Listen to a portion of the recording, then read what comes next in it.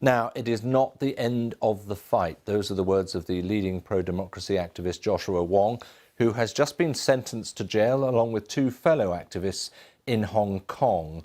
The courthouse where they were sentenced, here it is now, all very quiet. There was quite a hubbub a short while ago as Joshua Wong was sentenced to 13.5 months, Agnes Chow to 10 months and Ivan Lam to 7 months in prison. All three of them did plead guilty last week to charges related to a siege of the police headquarters during last year's huge pro-democracy protests. They avoided tougher sentences, though, as the charges were lodged before China introduced its tough national security law in Hong Kong. Under the terms of those laws, they could have been jailed for life. Well, Martin Yip in Hong Kong gave me this update. Magistrate Wong Si-lai has been describing the three defendants' role in this incident, which took place on the 21st of June 2019 in her judgment. And she described Joshua Wong as actively organizing this whole protest outside of the police headquarters non-stop. And she said she believes Joshua Wong did it deliberately. And then as for Agnes Chow, she also described her as an active participant in the event because of facts like holding the megaphone for Joshua Wong as well as chanting the slogans.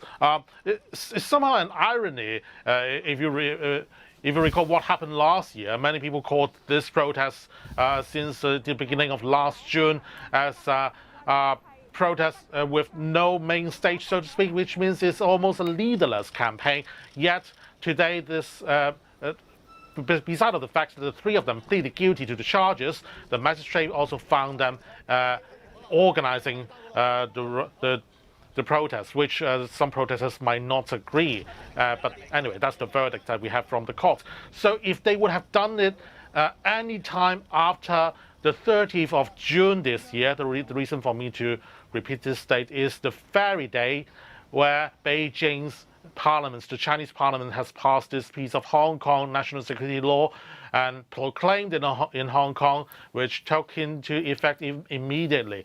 If police would press charges on them now, if the event takes place anytime after that day now, and police choose to press charges on the grounds of national security, they might end up facing life imprisonment or even facing trials in mainland China and prison terms in mainland China. That's a huge difference from what happened when they took part in this rally last year. Yeah, now obviously supporters of all three will be upset, disappointed, angry. One might expect, under certain circumstances, Martin, for them to want to come out and demonstrate, but there are conditions attached to any gatherings at the moment.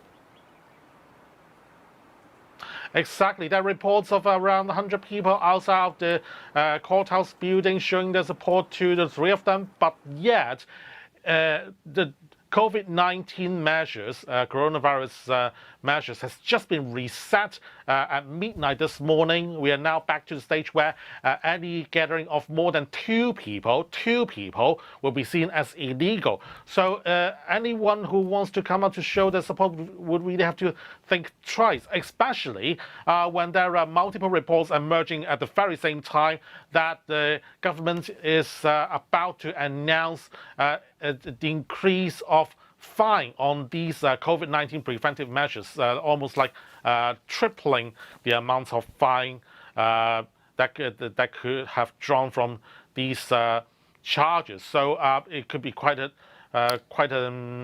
trouble for anyone who wants to show the support to Joshua, Agnes, and Ivan.